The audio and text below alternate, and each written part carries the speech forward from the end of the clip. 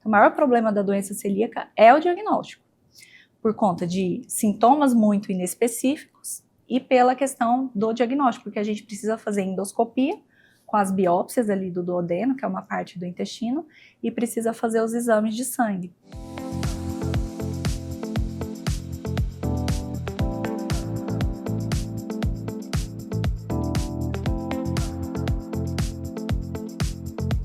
E antes de começar o episódio de hoje, eu quero apresentar e agradecer com muito carinho os nossos patrocinadores, que acreditaram nesse projeto desde o início e tornaram o consultório aberto ainda mais especial. A começar pela Cerrado Chic, uma loja que eu simplesmente amo.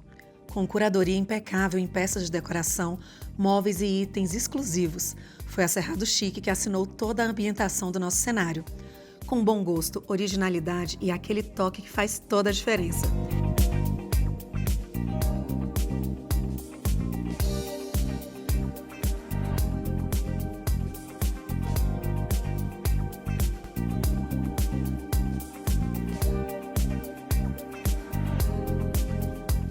Para você que está nos acompanhando, tem 10% de desconto exclusivo na Cerrado Chic, para que você possa transformar os seus ambientes com elegância. O QR Code já está aqui e o link já está aqui na descrição. E hoje eu abro a porta para a doutora Pamela Oliveira.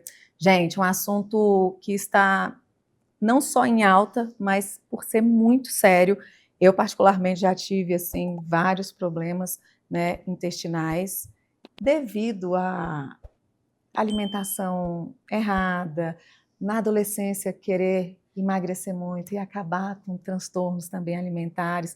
E eu acho que a gente vai tendo, né, depois na vida adulta os resquícios e, né, o que a gente colhe dessas escolhas. Mas graças a Deus, nessa oportunidade de a gente está falando tanto sobre o intestino, funcionamento, eu tenho podido ter uma vida mais tranquila. E é sobre isso que a gente vai falar com ela hoje, porque ela escolheu não só cuidar da mulher, mas especificamente a repete comigo, Pam? Enterologia. Gastroenterologia. Muito bem-vinda. Obrigada, Carol. Um prazer estar aqui. Muito obrigada pelo convite. Eu que agradeço. Pam, começa a falar pra gente, né, sobre a decisão de realmente focar nessa questão da saúde da mulher, da saúde intestinal. A gente estava falando aqui no bastidor que essa sua escolha pela gastro tem tudo a ver com uma história pessoal. Compartilha com a gente? Sim, com certeza.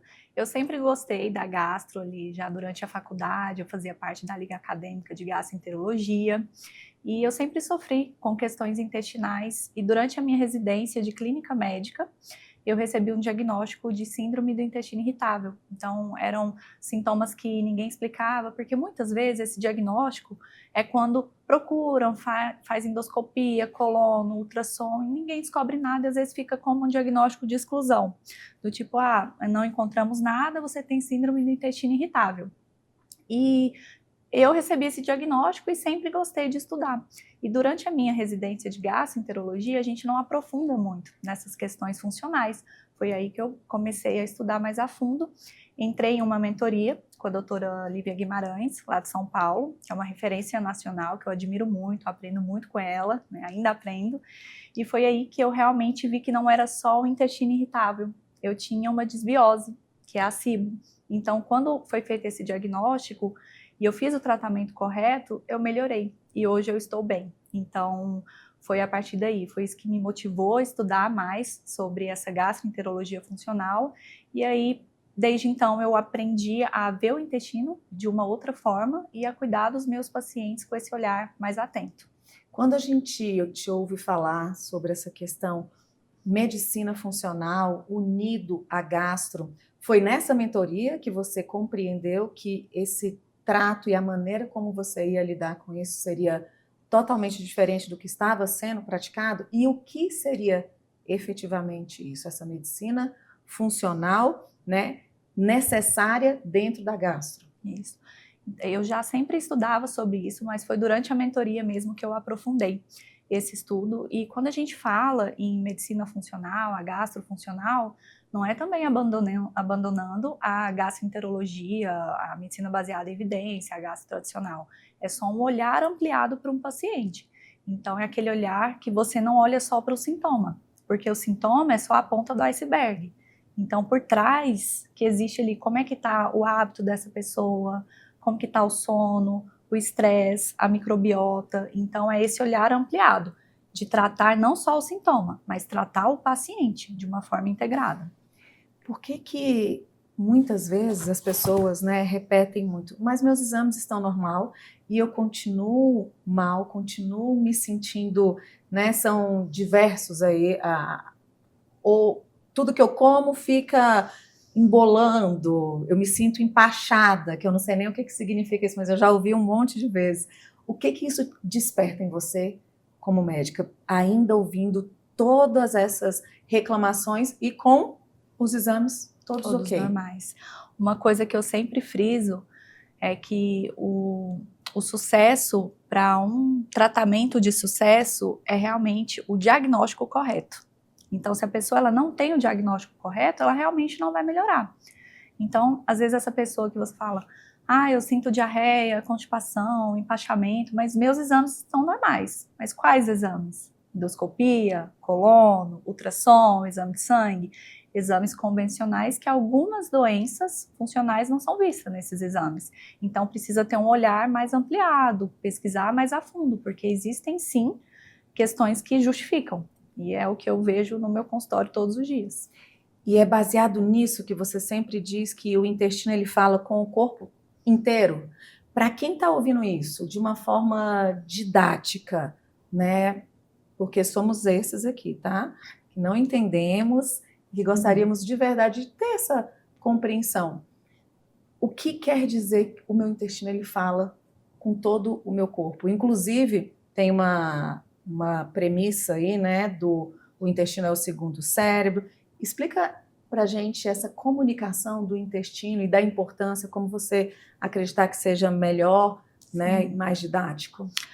O intestino, ele não é baseado somente em digestão.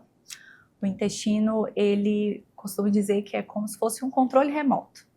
Então, o intestino é um controle remoto. Se algum botão ali não está funcionando, não funciona todo o resto. Então, o intestino ele está ligado a humor, pele, todo o sono, todos os hábitos de vida do paciente. Então, por exemplo, alguns pacientes chegam com alguns sintomas digestivos, diarreia, constipação, distensão abdominal, mas às vezes tem alguns sintomas que ele não associa com o intestino. Por exemplo, alteração de humor, problemas de pele, como psoríase, urticária, rosácea. Então, tudo isso está interligado. Então, se o intestino ele não vai bem, o restante não vai também. Então, até questões de humor. E doenças que não são da pele, né? A psoríase tem um fundo aí emocional, a rosácea, ela se potencializa dependendo de alguma situação. E o que efetivamente o intestino tem a ver com isso? O que não acontece no intestino ou acontece no intestino que vai potencializar negativamente essas outras patologias, por exemplo? Sim, porque o intestino, ele é a nossa defesa também. Então, se ele está permeável, digamos assim, que o intestino ele tem algumas junções, algumas vilosidades, que quando essa vilosidade, ela que absorve coisas boas, coisas ruins. Então, quando ela está permeável, ou seja, está vazando, entra tudo, entra coisa ruim, entra coisa boa, e aí o nosso corpo absorve. Então, vai para o fígado, então faz toda a circulação, e aí libera toxinas, libera citocinas inflamatórias e tudo isso interfere no corpo todo. E a gente tem que lembrar também que no nosso intestino é produzido também cerca de 90% da serotonina.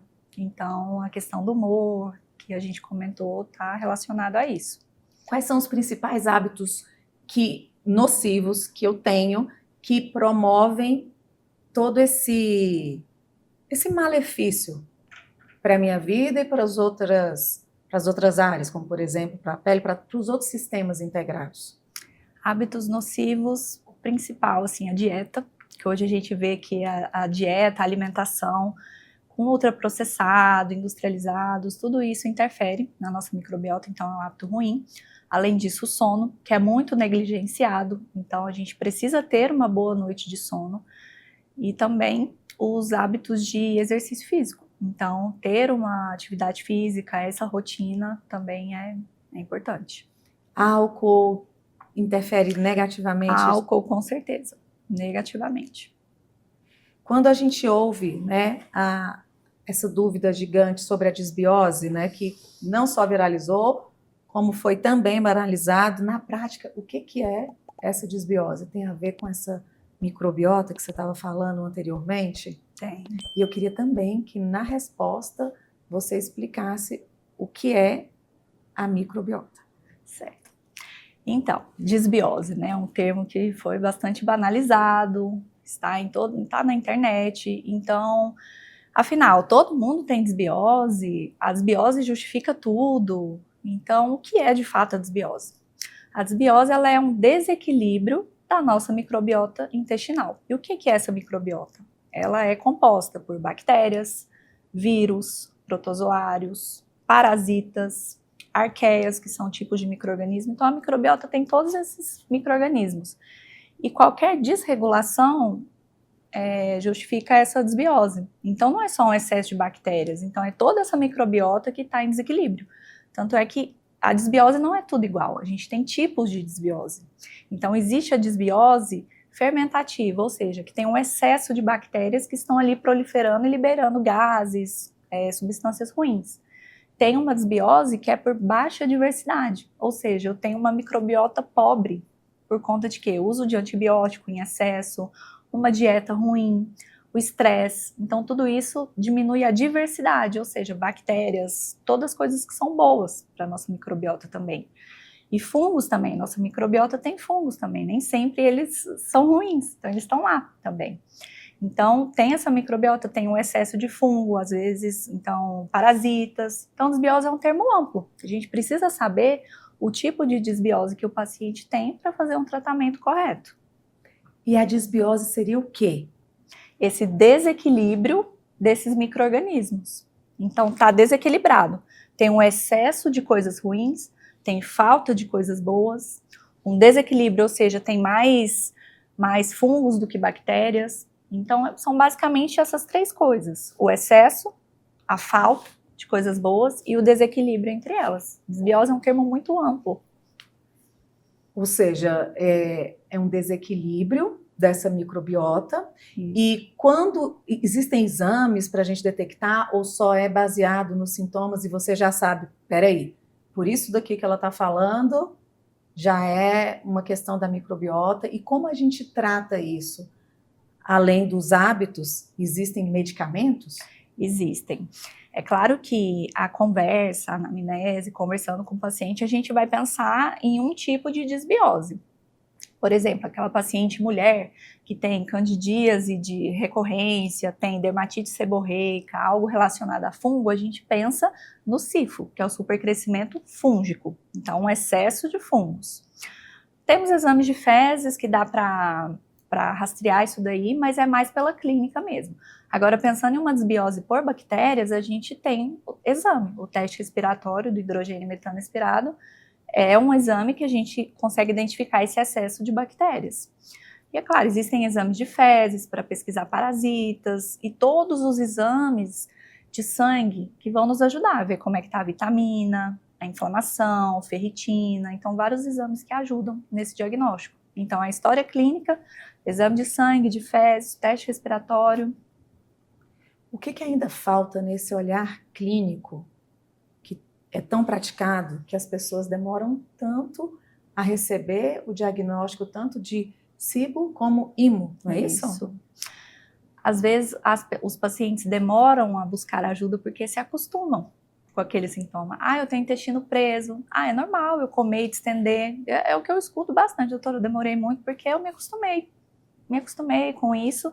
Só que chega um ponto, como eu te falei, aí bagunça todo o corpo. Então, ela começa a ter sintomas extraintestinais, fora do intestino, né? Então, elas buscam ajuda por isso. E o atraso no diagnóstico, às vezes, porque o médico não investigou tão profundo. Então, às vezes, faz os exames convencionais, né? Endoscopia, colono, de sangue não vê nada. Ou então, passa um antibiótico pensando que é um excesso e acha que está tudo resolvido. Mas não. Pamela, Para quem está nos assistindo agora e começa a compreender e talvez nunca tinha, né, tido minimamente a consciência disso, além desse empachamento, como a gente falou, a diarreia, tem algum outro sintoma que quando a gente está na consulta com você, você vai fazendo ali aquela pesquisa que as pessoas podem se atentar, ou até o que se atentar, o que não é normal, falando, né, diretamente sobre a nossa saúde gastrointestinal, que eu posso acender uma luz e falar, eu tenho que buscar o médico, porque isso aqui pode chegar a me trazer impactos enormes, como a gente acabou de falar, da serotonina, por exemplo, ou até de remédios, que se essa microbiota não está equilibrada, não vão ter o efeito ou chegar onde eles têm que chegar. Faz sentido? Uhum. Sim, é claro que assim, sim, tem os sintomas que são mais frequentes, né? Igual intestino preso, a pessoa fica 3 dias sem ir ao banheiro, então tem muito esforço, por exemplo, distensão abdominal, gases em excesso, não é normal ter gases em excesso. Refluxo, às vezes a pessoa passa anos usando ali omeprazol, pantoprazol e tá com aquele, mesmo assim tendo refluxo, e às vezes até usando remédio sem orientação médica, e isso também é maléfico para a microbiota, porque você tira todo o ácido do seu estômago e ali até a digestão fica mais difícil. Isso também é um fator de risco para a desbiose. Então, não ir ao banheiro, ter uma azia recorrente, distensão abdominal, excesso de gases, uma fadiga constante também, porque pode indicar uma deficiência de vitaminas. Pessoas que repõem vitamina D, B12, repõem e cai, não melhora, alguma coisa está acontecendo ali na absorção. Então, tem que pesquisar, tem que ver como é que está esse intestino. Com certeza. Pessoas, então, baseado no que você trouxe sobre a absorção, que passaram por cirurgia bariátrica, muito provavelmente têm desbiose ou algo nesse sentido? Pessoas que fizeram bariátrica, a bariátrica já é um fator de risco para desbiose, porque você mexe na anatomia do intestino. Então, sempre quando eu vou pesquisar, porque quando eu trato a desbiose, eu pesquiso quais são os gatilhos, os fatores que me levaram até essa desbiose, né? Então, a bariátrica é um fator de risco, porque você mexe na anatomia. Então, provavelmente, ela tem. Entendi. Agora vamos voltar para cá, que eu fui pensando, você falou. E é incrível esse negócio o quanto baixa a B12, né? Baixa. Também a vitamina D, então isso tem a ver... Ferro. A gente tem que pesquisar uma gastrite atrófica, doença celíaca, desbiose, tudo isso é causa de H. pylori, baixa de vitaminas. Pamela, esse monte de doenças que não eram comuns que a gente ouvisse, né? Se eu tiver errada, você me corrija, eu não sei, porque tem muita coisa que quando a gente vai, né, ouvindo, as pessoas trazem, isso é modismo, é mais uma coisa para eles ganharem dinheiro, para a indústria, né, vender. Mas você, enquanto médica, essa questão do celíaco, foi tanta coisa, essa do intestino irritável, essas autoimunes, explica um pouquinho o que é cada uma e se isso é tratado com o gastro. Sim. Se é justamente com você que eu nem tinha me atentado para isso, né? Por essas autoimunes, é complicado a pessoa saber até que profissional buscar. Sim. Doença celíaca realmente com gastro. A doença celíaca, ela é uma doença autoimune, então ela puxa outras doenças autoimunes e ela é uma doença que às vezes o paciente ele pode ter só uma distensão abdominal ou ter só intestino preso. Então a gente tem que ficar de olho porque é difícil o diagnóstico. Primeiro, porque você precisa estar ingerindo glúten para fazer os exames, porque senão dá falso negativo. E o que a pessoa faz? Passa mal com glúten, tira o glúten. E aí fica sem o glúten, aí fica difícil esse diagnóstico. Então, o maior problema da doença celíaca é o diagnóstico, por conta de sintomas muito inespecíficos e pela questão do diagnóstico, porque a gente precisa fazer endoscopia com as biópsias ali do duodeno, que é uma parte do intestino, e precisa fazer os exames de sangue, que fazem esse diagnóstico. E realmente com gastro é é uma doença que causa uma desabsorção, então ali no duodeno onde é feita a absorção, né, de B12 ali, então fica prejudicado, e se você não cuida, você puxa outras doenças autoimunes, né, diabetes, psoríase, hipotireoidismo, é muito comum ver paciente com tireoidite de Hashimoto, que é o hipotireoidismo, com doença celíaca. E o Crohn? Doença de Crohn é uma doença inflamatória intestinal, tem a doença de Crohn e tem a retocolite, também são autoimunes. E realmente está tendo um aumento, assim, né, realmente está aumentando o desenvolvimento dessas doenças, o diagnóstico. Acredito que pela alimentação é o fator principal, porque hoje em dia é muito ultraprocessado, tudo que você vai comer tem alguma coisa, um espessante, um corante, tudo muito embalado. Hoje em dia as pessoas não descascam muito para comer, é mais tudo embaladinho, tudo que dura muito tempo, isso é ruim para a microbiota. E isso tudo, essa permeabilidade, esse leaky gut que a gente chama, essa permeabilidade aumentada, ou seja, passa tudo, passa coisa ruim e o nosso corpo absorve tudo. Então isso está impactando no desenvolvimento dessas doenças, nesse aumento de doença celíaca, de retocolite, doença de Crohn. O que diferencia uma doença autoimune de outras doenças? Porque eu não sei nem qual é o antônimo de autoimune. A doença autoimune é como se o seu próprio corpo criasse anticorpos contra ele mesmo. Você tem uma predisposição genética a ter essa doença, e aí acontece um gatilho. Por exemplo, infecção, uma dengue, covid, aconteceu algum gatilho, a má alimentação, então você tem a genética, e aí o fator ambiental, que está ali o ambiente, faz você desenvolver a doença. Por isso que a gente pega doença celíaca, doença de Crohn, pessoas adultas, em qualquer idade. Tem diagnóstico de doença celíaca da criança ao idoso.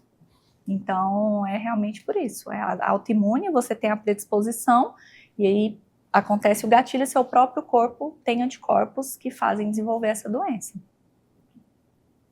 E uma doença que não seja autoimune, porque não é toda doença que é autoimune. Não, não é toda.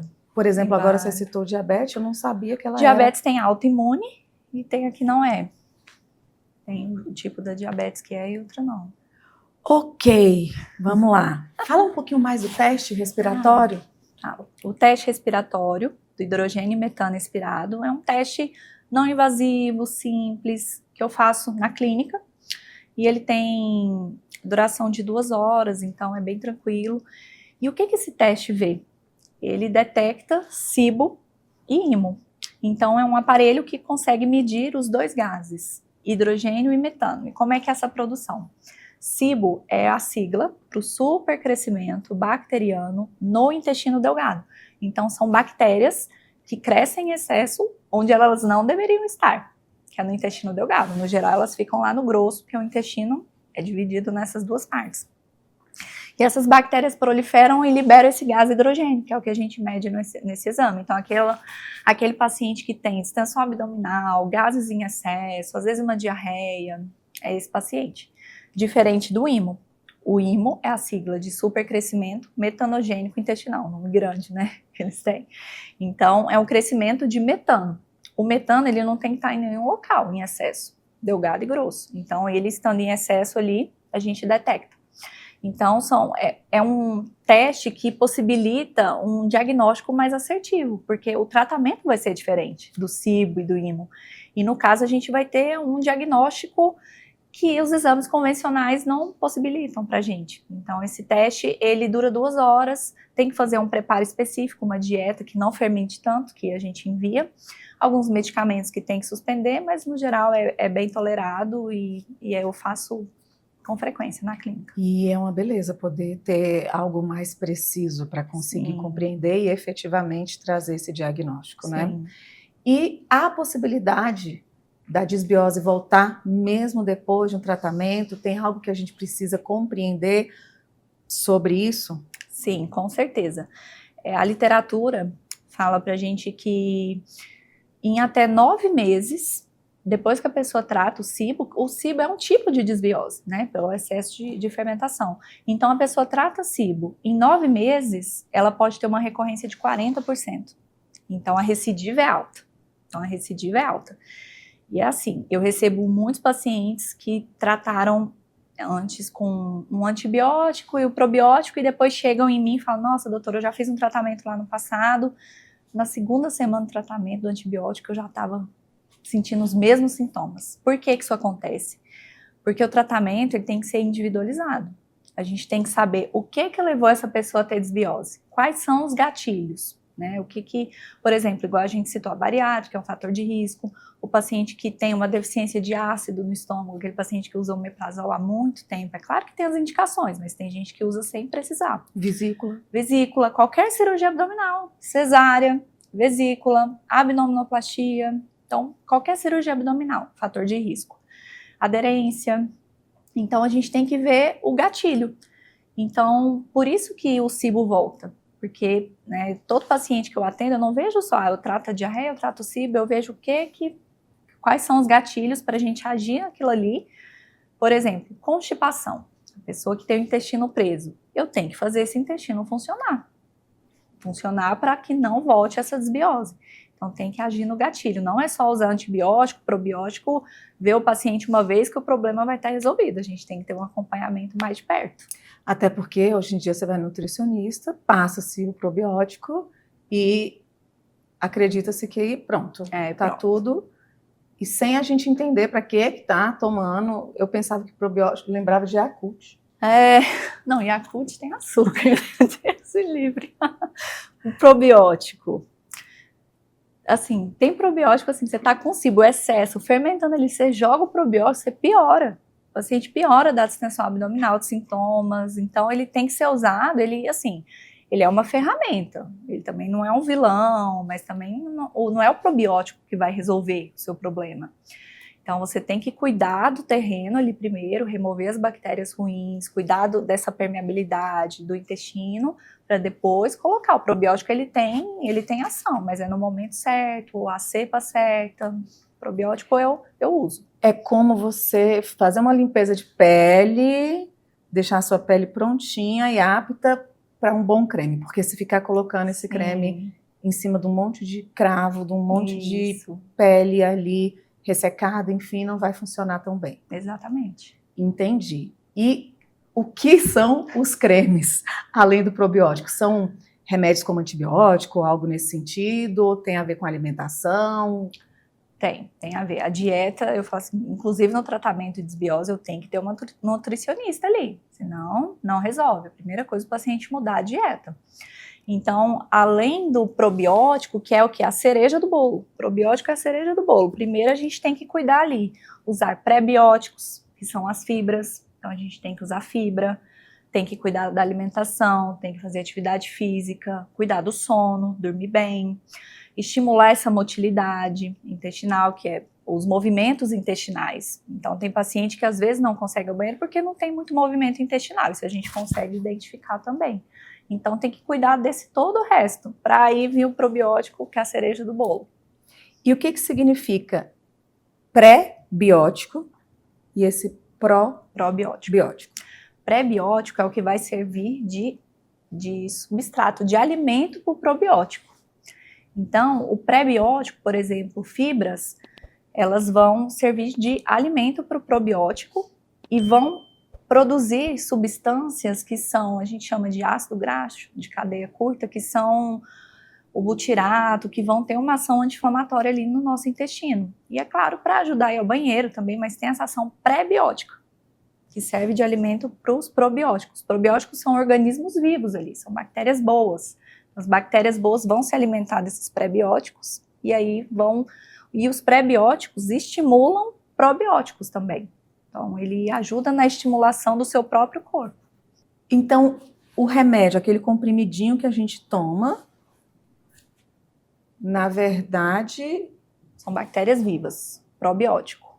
São organismos vivos. Isso. Por isso que a gente tem que cuidar do ambiente, primeiro, para você receber essa bactéria viva. Então, primeiro eu tenho que tomar fazer todos Isso. né, os hábitos conforme você trouxe, aí tomar o pré-biótico, que vai ser o alimento já para quem está ali dentro, para aquela flora, não é a flora, né? É a flora, a nossa É flora quase uma intestinal. fauna intestinal também. Uhum. Você acredita que quando eu comecei a ouvir esses termos, eu falo, gente, mas na minha cabeça bactéria só era algo ruim. Não, tem bactéria, tem exames de fezes que a gente faz, de exames de microbiota intestinal, que mostra ali as bactérias boas, bactérias ruins. Então, tem bactérias boas, bactérias que, inclusive, estimulam esse butirato que eu te falei, que faz bem para o nosso intestino. Então, por isso que, às vezes, usar antibiótico, alguns, você mata as boas e as ruins. Por isso que é tão ruim. Então, o uso de antibiótico também é uma coisa ruim para o nosso... É claro que tem os casos, né, que tem que usar. Na verdade, né, Pan, todo esse remédio, né, da alopatia, ele vai melhorar algo e, consequentemente, acaba piorando, né, em outros casos, como, por exemplo, você vai melhorar a gastrite, né, e vai perder aí parte boa da flora. Mas essa regeneração acontece naturalmente, como tudo, né? Acontece naturalmente, principalmente você tem hábitos saudáveis. Então, acontece, com certeza. É muita gente que vive dentro da gente, né? É muita gente. Você falou que não queria conversar sobre essa questão do intestino, do segundo cérebro. Dá só uma, dessa forma que está tão clara, está tão bom. Por que isso?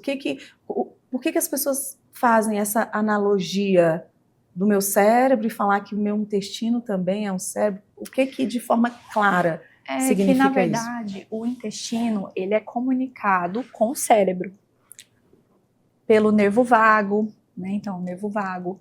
Então, tem algumas comunicações de alguns neurotransmissores que são produzidos no intestino, fazem conexão com o cérebro.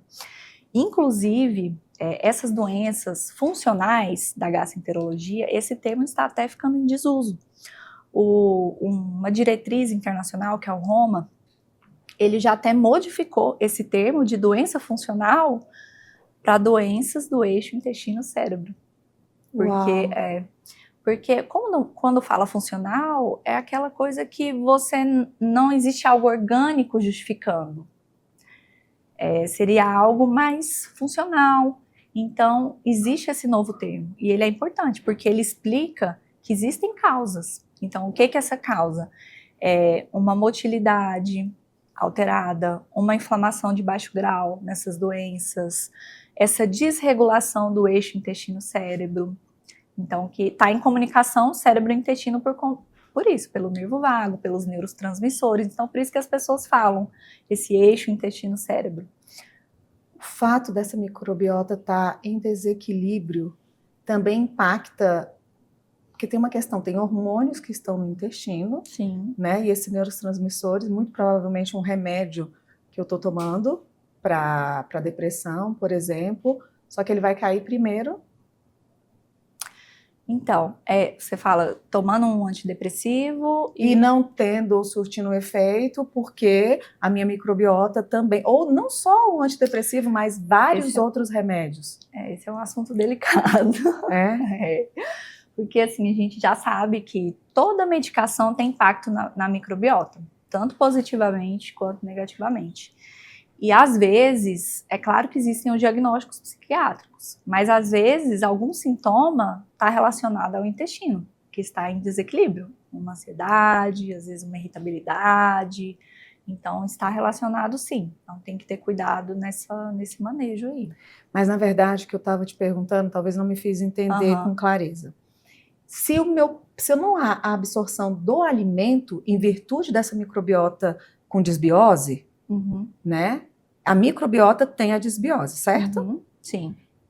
O remédio que eu estiver tomando também pode ser que não tenha a absorção, ou que ele não chegue com a mesma eficácia que chegaria se eu tivesse o meu intestino regular, equilibrado, sim ou não? Sim. Isso faz sentido até com as vitaminas. Por exemplo, vitamina B12, vitamina D, ferro. Se o seu intestino está em desequilíbrio, talvez você não consiga absorver. Por isso que às vezes é feito intravenoso, intramuscular, sublingual, Porque agora, assim, um antidepressivo, um outro remédio não interfere, tem absorção ali hepática, consegue absorver, mas vitaminas, com certeza. Se você tem uma desbiose, qualquer coisa que interfira ali na absorção, uma síndrome desabsortiva ali, uma deficiência na absorção, vai impactar. Gente, para tudo, né? Tem que cuidar realmente dessa... E a gente demorou tanto tempo para acordar para o quanto essa questão da alimentação... Sim. Mas, enfim, que bom que estamos vivendo esse tempo, né? Sim. Tem algum caso de algum paciente que você queira ressaltar e que teve uma mudança radical na vida positivamente depois que conseguiu compreender, cuidar dessa desbiose? Sim, eu tenho um caso de uma paciente que vinha com o intestino preso há anos e já tinha se acostumado com aquilo. Falar, doutora, eu vou no banheiro cada 4 dias, às vezes, e assim, mas tem me incomodado mais, eu vim procurar ajuda. E é uma paciente que a gente, né, depois da conversa, eu fiz o diagnóstico de IMO nela, que é essa desbiose pelo excesso de metano e que está relacionado ao intestino preso. Por quê? Esse gás, ele mexe na nossa motilidade, nos movimentos intestinais, então ele deixa mais lento, deixa tudo mais lento. Então é aquele paciente que tem constipação. Então essa paciente, eu fechei o diagnóstico de IMO, fizemos o tratamento, e é claro que assim, ela ainda está comigo, porque é um processo, a gente não é algo do antibiótico, probiótico, melhorou. Não, a gente foi agindo ali nos gatilhos, nos fatores de risco, e aí ela voltou para mim no consultório e falou assim, nossa, doutora, eu não tô nem acreditando, tô indo no banheiro todos os dias, eu nem me lembro quando que eu fui no banheiro, quando que, sabe? Então foi algo assim que impactou positivamente, ela tava sem disposição para ir na academia, muita fadiga, então ela tá, assim, voltando a viver, ter qualidade de vida. Então isso sempre me impacta, assim, tem casos assim que... E só quem tem realmente o intestino preso sabe o que é esse alívio de começar a ir ao banheiro, né, diariamente. Sim. É realmente, eu falo por mim, isso porque eu falo, meu sonho é ir ao banheiro diariamente, cedinho, antes de tomar banho, que aí esse sonho de muitas pessoas. Né, seria perfeito. Onde é que você se vê daqui 5 anos, né? O que você me falou, até dentro do questionário que a gente manda, que você quer ser referência nessa área. O que é o teu objetivo? O que te move nesse sentido? O meu objetivo é impactar cada vez mais pessoas, então não só pela consulta, mas também divulgando informação, né, de verdade, baseado em evidências, de uma forma que as pessoas entendam, que as pessoas participem ativamente do processo de cuidar de si mesmo e ver que é possível viver com qualidade. Então, o que me motiva é ver o impacto que esses tratamentos têm na vida das pessoas e o quanto elas melhoram. Isso motiva a cada vez mais a ser essa referência em saúde intestinal. Maravilha. Agora, o último quadro, na ponta da língua. Respostas rápidas, mais intuitivas, tá? Tá.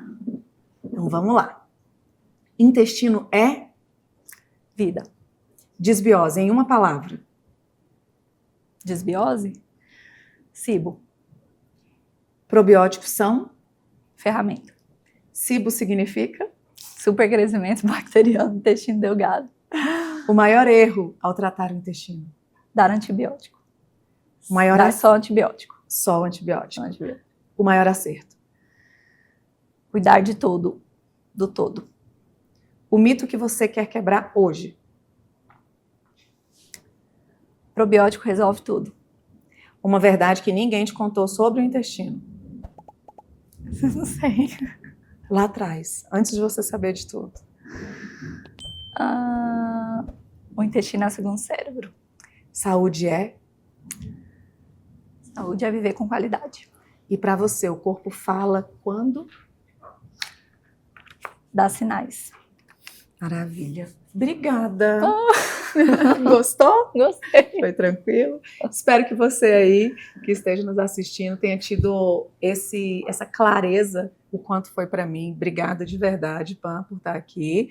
E, como sempre, eu deixo aqui na descrição como encontrar a doutora Pamela. E se quiser deixar também alguma dúvida nas redes sociais dela, ela está bem ativa, esse é um ponto importante para você, né? E até o próximo, mais uma vez, obrigada, até o próximo Consultório Aberto.